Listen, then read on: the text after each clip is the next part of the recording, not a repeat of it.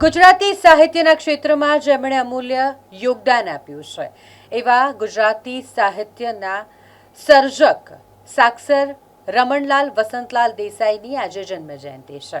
વડોદરા શહેરના કારેલીબાગ વિસ્તારમાં વડોદરા મહાનગરપાલિકા દ્વારા સાક્ષર રમણલાલ દેસાઈની જન્મજયંતિ નિમિત્તે તેમને પુષ્પાંજલિ અર્પણ કરવાના કાર્યક્રમનું આયોજન કરવામાં આવ્યું હતું। ખૂબ જ ગરિમાપૂર્ણ રીતે તેમને પુષ્પાંજલિ અર્પણ કરવામાં આવી છે।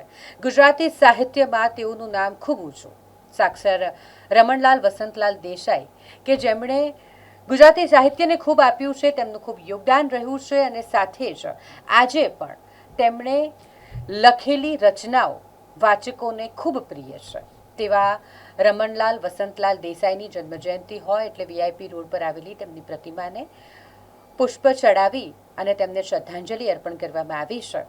વડોદરા મહાનગરપાલિકાના આસિસ્ટન્ટ મ્યુનિસિપલ કમિશનર રીતેશ સોલંકીના હસ્તે આ પુષ્પાંજલિ અર્પણ કરવાનું આયોજન કરવામાં આવ્યું હતું અને તેમાં પાલિકાના અધિકારીઓ અને અન્ય કર્મચારીઓ મોટી સંખ્યામાં ઉપસ્થિત રહ્યા હતા। રવ દેસાઈ એટલે કે વડોદરા શહેરના પનોતા પુત્ર સાક્ષર રવ દેસાઈ, એમના લેખમાં દરેક જણને કંઈક જાણવા મળતું હતું।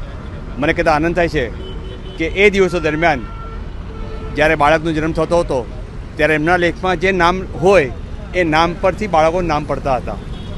સન 1892માં જન્મેલા રવ દેસાઈ એ વડોદરા શહેરની અંદર જુદા જુદી પોસ્ટ પર વહીવટી કામગીરી કરી હતી અને એમની કામગીરીને જોતાં એમને ઉત્તરોત્તર પ્રગતિ થઈ હતી અને વડોદરા શહેરમાં એક સારામાં સારું એક લેખક આપણને મળ્યો છે, એનું નામ છે રવ દેસાઈ।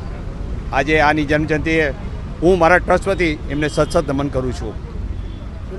માતબર અને મબલક સાહિત્યના સર્જક યુગમૂર્તિ નવલકથાકાર રમણલાલ વસંતલાલ દેસાઈની જન્મજયંતિ નિમિત્તે આજરોજ વડોદરા મહાનગરપાલિકા સૌ કલાનગરી અને સંસ્કારી નગરી વડોદરાના સૌ નગરજનોને હાર્દિક શુભકામના પાઠવે છે। આજના દિવસે રમણભાઈ દેસાઈનો જન્મ 1892માં થયો હતો શ્રીનોર જિલ્લામાં। તેઓએ કુલ 27 નવલકથાઓ લખી છે। સાહિત્યમાં તેમનું ખૂબ સમગ્ર યોગદાન છે। ગાંધી યુગના મહત્ત્વના સાહિત્યકાર છે। તેમને 1932ની અંદર રણજીતરામ પુરસ્કાર આપવામાં આવ્યો હતો। સદર નવલકથાકારનું ગુજરાતી સાહિત્યમાં ઉત્તમ પ્રદાન છે અને તેઓને આજના દિવસે યાદ કરીએ અને તેમના સાહિત્યને વાગોળીએ એવું સર્વ નગરજનોને અપીલ કરું છું।